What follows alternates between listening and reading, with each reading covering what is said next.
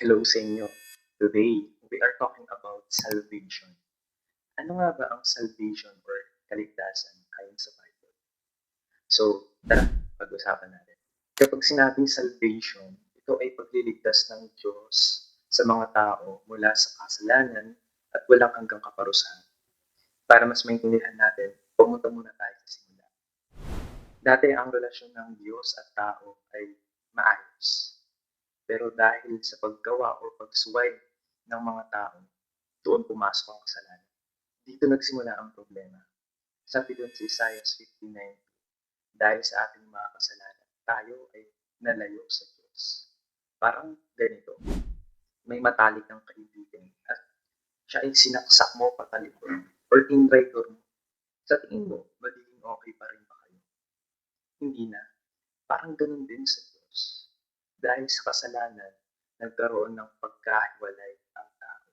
Dating ayos ang relasyon, pero dahil sa kasalanan, nahiwalay ang tao. Kaya, ang separation natin sa Diyos ay hindi lang to physical, kundi moral. Dahil ang Diyos ay banal, mabuti, makatarungan, tayo ay hindi.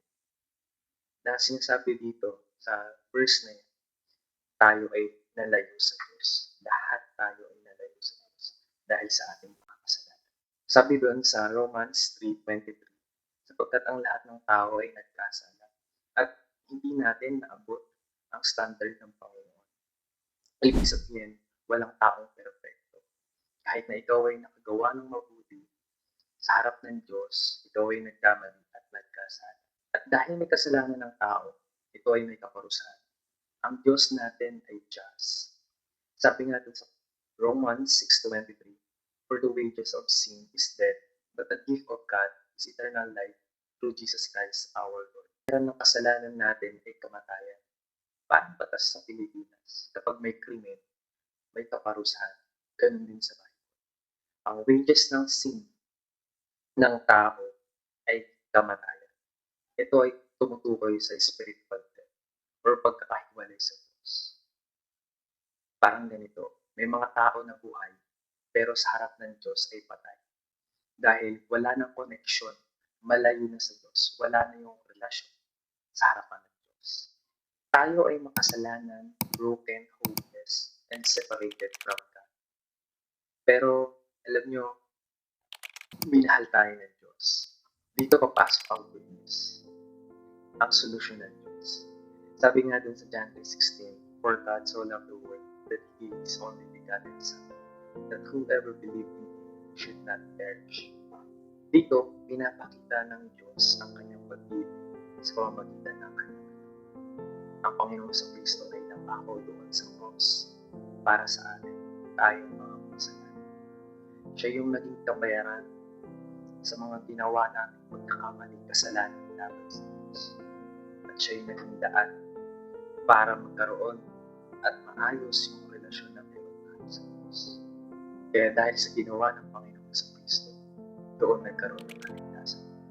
Hindi natin kayang bilhin or paghirapan ang kaligtasan.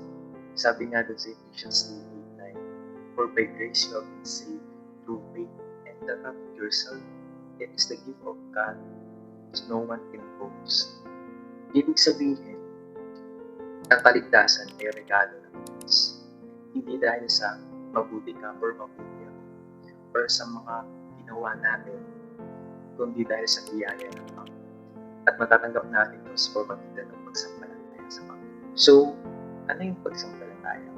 Hindi lang to yung tipo na naniniwala ka na Lord, ikaw ang Savior at Panginoon ng buhay. Tapos na. Hindi siya lang. Ang pagsampalataya, ito ay may kalakip pagsunod at pagsisisi sa mga kasalanan. Sabi nga, di ba, sa Acts 3:9, repent and turn to God. Ang repentance ay pagtalikod sa dating kasalanan at paglapit sa Diyos.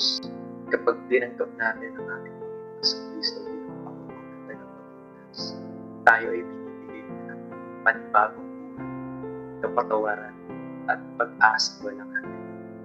Hindi ibig sabihin magiging perfecto na agad tayo pagsunod tayo sa Panginoon, kundi paunti-unti tayong binabago ng Diyos araw-araw.